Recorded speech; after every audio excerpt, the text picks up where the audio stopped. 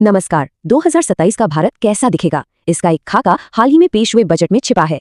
देखिए, ये बस नंबर्स का खेल नहीं है, बल्कि देश का एक आर्थिक ब्लूप्रिंट है। तो चलिए मिलकर समझते हैं कि ये रोड मैप हमारे भविष्य और हमारी जेब पर क्या असर डालने वाला है। तो ये सवाल सोचना बहुत जरूरी है कि कोई भी देश अपने आने वाले कल की, अपने आर्थिक भविष्य की प्लानिंग करता कैसे है। इसका जवाब सिर्फ हिसाब किताब में नहीं, बल्कि एक विजन में छिपा होता है, और बजट असल में उसी विजन का दस्तावेज है। आज की इस पूरी पड़ताल को हमने 4 मुख्य हिस्सों में बांटा है। हम पहले देश की आर्थिक सेहत की बड़ी तस्वीर को समझेंगे, फिर उन बड़े प्रोजेक्ट्स पर नजर डालेंगे जो कल की नींव रखेंगे, फिर देखेंगे कि लोगों में कैसा निवेश हो रहा है, और आखिर में सबसे जरूरी टैक्स से जुड़े नए नियमों को जानेंगे। तो चलिए शुरू करते हैं पहले खंड से, यानी कि फिस्कल रोड मैप से। क्योंकि बड़ी बड़ी परियोजनाओं और योजनाओं की बात करने से पहले यह समझना जरूरी है कि देश की आर्थिक तिजोरी की सेहत आखिर है कैसी। अब देखिए, इस पूरी बातचीत में एक शब्द बार बार आएगा, राजकोषीय घाटा या फिस्कल डेफिसिट। इसे ना एकदम आसान भाषा में समझते हैं। मान लीजिए ये घर का बजट है, अगर आमदनी से ज्यादा खर्चा हो तो घाटा होता है। सरकार के लिए भी यही हिसाब है, और ये घाटा जितना कम होता है अर्थव्यवस्था उतनी ही मजबूत मानी जाती है। और इसी दिशा में इस बजट का पहला बड़ा लक्ष्य है राजकोषीय घाटे को देश की कुल कमाई यानी जीडीपी के 4.3% पर लाना। ये आंकड़ा देश के वित्तीय अनुशासन को दिखाता है। कहने का मतलब है कि हम चादर देखकर ही पैर पसार रहे हैं। अगला अहम आंकड़ा है देश पर कुल कर्ज और उसकी कुल कमाई का अनुपात। इसे 55.6% तक लाने का लक्ष्य रखा गया है। इसका मतलब ये है कि यह सुनिश्चित किया जा रहा है कि हमारा कर्ज हमारी कमाई के मुकाबले काबू में रहे। कुल मिलाकर सारा जोर वित्तीय स्थिरता पर है। तो एक स्थिर वित्तीय नींव तो रख दी गई, लेकिन इस नींव पर भविष्य की इमारत कैसे बनेगी, यही आता है हमारा दूसरा खंड, इंफ्रास्ट्रक्चर और उद्योग में भारी भरकम निवेश, जो आने वाले कल की अर्थव्यवस्था के असली स्तंभ हैं। यहाँ एक आंकड़ा तो कमाल का है, पूंजीगत व्यय यानी कैपिटल एक्सपेंडिचर। जरा सोचिए, 2014-15 में ये 2 लाख करोड़ था, और अब इसे बढ़ाकर 12.2 लाख करोड़ तक ले जाने का प्रस्ताव है। ये पैसा सीधे तौर पर देश में सड़कें, पोर्ट्स और रेलवे जैसे बड़े इंफ्रास्ट्रक्चर प्रोजेक्ट्स को बनाने में लगेगा। और ये पैसा जाएगा कहाँ? तो देखिए, देश भर में कनेक्टिविटी का एक नया जाल बिछाने में। पूर्व में दानकुनी को पश्चिम में सूरत से जोड़ने वाला एक नया फ्रेट कॉरिडोर बनेगा। अगले 5 सालों में 20 नए राष्ट्रीय जलमार्ग बनाए जाएंगे, और 7 नए हाई स्पीड रेल कॉरिडोर भी, जिनमें मुंबई, पुणे और दिल्ली, वाराणसी जैसे बेहद अहम रूट शामिल हैं। इंफ्रास्ट्रक्चर के साथ साथ उद्योगों पर भी खास ध्यान है, खासकर टेक्सटाइल सेक्टर पर। यहाँ टेक्सीको पहल के जरिए पर्यावरण के अनुकूल कपड़ों को बढ़ावा दिया जाएगा, तो वहीं समर्थ 2.0 के तहत कारीगरों के कौशल को और निखारा जाएगा। मतलब एक दोहरी रणनीति है।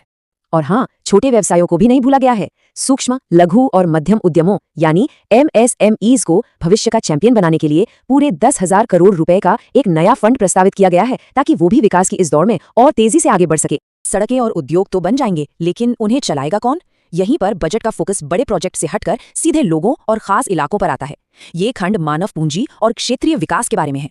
कृषि क्षेत्र में टेक्नोलॉजी का इस्तेमाल देखिए। भारत विस्तार नाम का एक नया मल्टीलिंगुअल AI टूल लॉन्च होगा। ये किसानों को मौसम, फसल और बाजार पर रियल टाइम सलाह देगा, और वो भी उनकी अपनी भाषा में। महिला सशक्तिकरण के लिए एक और बड़ा और जमीनी कदम है शी-मार्ट्स। ये लखपति दीदी कार्यक्रम के तहत स्वयं सहायता समूहों द्वारा बनाए गए प्रोडक्ट्स को बेचने के लिए नए रिटेल आउटलेट्स होंगे। इससे ग्रामीण महिलाओं को अपने हुनर के लिए एक सीधा बाजार मिलेगा।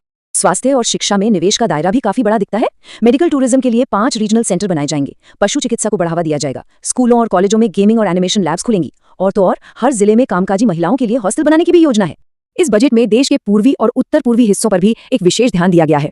दुर्गापुर में एक इंडस्ट्रियल कॉरिडोर बनेगा, 6 राज्यों में बौद्ध सर्किट का विकास किया जाएगा, और रांची और तेजपुर में मानसिक स्वास्थ्य संस्थानों को अपग्रेड करने जैसी योजनाएं इन क्षेत्रों के विकास को यकीनन गति देंगी। और अब आते हैं उस हिस्से पर जिसका हम सभी को बेसब्री से इंतजार रहता है, टैक्स। तो इस अंतिम खंड में जानेंगे कि आम आदमी की जेब के लिए बजट में क्या नए नियम और बदलाव लाए गए हैं। तो सबसे पहले विदेश यात्रा की योजना बनाने वालों के लिए एक बड़ी राहत की खबर है। विदेशी टूर पैकेज पर लगने वाला TCS यानी टैक्स कलेक्टेड एट सोर्स, जो पहले 5 से 20% तक था, उसे अब घटाकर सिर्फ 2% कर दिया गया है। कर प्रणाली को और आसान बनाने के लिए कई कदम उठाए गए हैं। अप्रैल 2026 से एक नया आयकर अधिनियम लागू होगा। कॉन्ट्रैक्ट सेवाओं पर TDS की दरें सरल की गई हैं, और व्यक्तिगत इस्तेमाल के लिए आयात पर लगने वाली कस्टम ड्यूटी को 20% से घटाकर 10% कर दिया गया है। टैक्स पारदर्शिता बढ़ाने के लिए भी एक अहम कदम उठाया गया है। जिन लोगों की विदेशों में ऐसी संपत्तियां हैं जिनकी जानकारी पहले नहीं दी गई है, उन्हें इसकी जानकारी देने के लिए 6 महीने की एक विशेष विंडो दी जाएगी। यह प्रक्रिया को सरल और स्पष्ट बनाने का एक प्रयास है। तो ये था बजट 2026-27 का सार। इंफ्रास्ट्रक्चर पर बड़ा खर्च, लोगों के कौशल में निवेश और एक सरल टैक्स प्रणाली। लेकिन ये सब हमें एक बड़े सवाल पर लाकर छोड़ देता है। इस ब्लूप्रिंट के साथ 2027 में भारत की अर्थव्यवस्था असल में कैसी दिखेगी? सोचने के लिए एक दिलचस्प सवाल है।